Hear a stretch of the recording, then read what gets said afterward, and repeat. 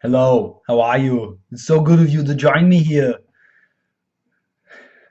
No, that's not my real voice. My name's Ross. This is my channel, Vegan Bells. And I wanted to give you a little introduction to what you can expect from the content here. First thing you need to understand is the name choice. Why Vegan Bells? These are not the kind of bells that you hang around on Christmas time and they jingle. These are kettlebells. Basically, if you've never seen a kettlebell, imagine a cannonball with a handle. Now, why is it called Vegan Bells? Well, because on a vegan diet, I train for strength with kettlebells, and I want to share that. It's a passion of mine, and my training really transformed when I started eating a vegan diet. So I want to present a positive example and give positive advice for anyone who's interested in learning about training with kettlebells or eating a vegan diet. So I'm not going to spend a whole lot of time digging into the science behind a vegan diet because let's be honest, if it's something you're considering, do the research yourself. It's going to benefit you far more than listening to me talk about it. If it's not something you're considering or interested in whatsoever, no information I present to you here is going to change that. So there's no point in me presenting it. And if you've already taken the step to go towards a vegan diet, chances are good you already know about the information. So welcome aboard. Now, as far as kettlebell training, why do I think that's so important? Well, there are a lot of people in the fitness community on YouTube who are, I like to think of them as preening peacocks. They're all about making their feathers as beautiful as possible. And I, for one, am not a big fan of subjective measure because the size of your biceps, while measured in inches relative to the size of your shoulders or chest, is really subjective. You can have really good symmetry and still not be able to pick up 100 pounds. I don't really care. 100 pounds is 100 pounds, and it's always going to be 100 pounds. If you can pick it up, you're strong. If you can't pick it up, you're not strong. And that is the objective measure that I seek. You see, the bigger you are doesn't really translate into strength, but the stronger you are, that translates into strength. Because if you can pick up more weight, the more weight you can move, the stronger you're going to be. And of course, strength training is a true character builder because you have to go through the monotony of doing repetitive motions continuously. It's the only way you make progress, but it is a metaphor for life because if you want to get ahead, you have to do a lot of mundane tasks to get ahead in life. A lot of things that you don't necessarily want to do. And eventually you're going to get to something that's really fun and really exciting, which is when you test, which means you are achieving a new level of strength. You are demonstrating a new level of mastery, a new level of expertise. And that's what strength is. Strength is a skill. And the better you are at it, the higher your level of mastery is, the more weight you're going to be able to move. It's like a belt in karate, only with kettlebells, it's just a larger belt that you can move, which is just, as far as I'm concerned, cooler.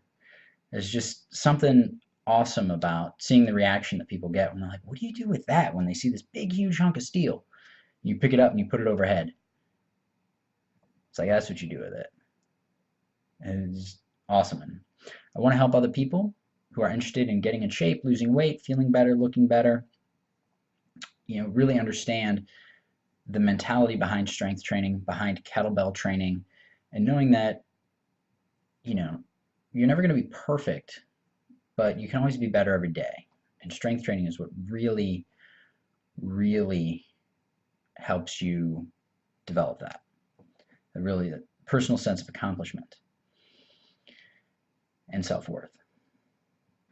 So, what kind of videos can you expect? You'll see some exercise videos where I explain what exercises are and why you should be doing them, what you can get out of them. Some of them, the next video I'm going to upload is the test that I just completed. It was an overhead press. So basically it's an 80-pound kettlebell and I press it 2 times with the left hand, 1 time with the right. It's the first time I've ever been able to move that weight and for that many reps, which is great. That's just a product of training, and I'm going to keep training. I'm going to go over my program and let you know what I expect and my goals. So my long-term goal, Strong First, excellent organization. You should check them out at strongfirst.com.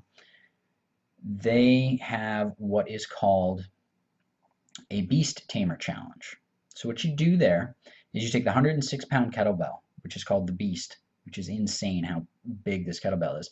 You have to perform one overhead press, strict overhead press, one strict pistol or single leg squat, as it may make more sense to you, and one strict technical pull-up with the 106-pound kettlebell around your waist.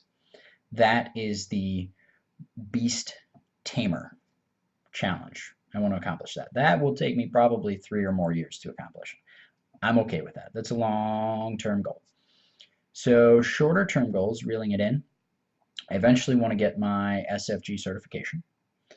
I have to save up for that because it's expensive, and I have to train for it because it's grueling. Next thing, more immediate term goals. I want to be able to perform one solid pistol without any assistance or anything like that, just single leg squat standing freely. I want to be able to press the 88-pound kettlebell, also called the Bulldog. And that I should be able to do in, I think, about 3 months. I should be able to get that one up. I might not, but we'll find out in 3 months. And,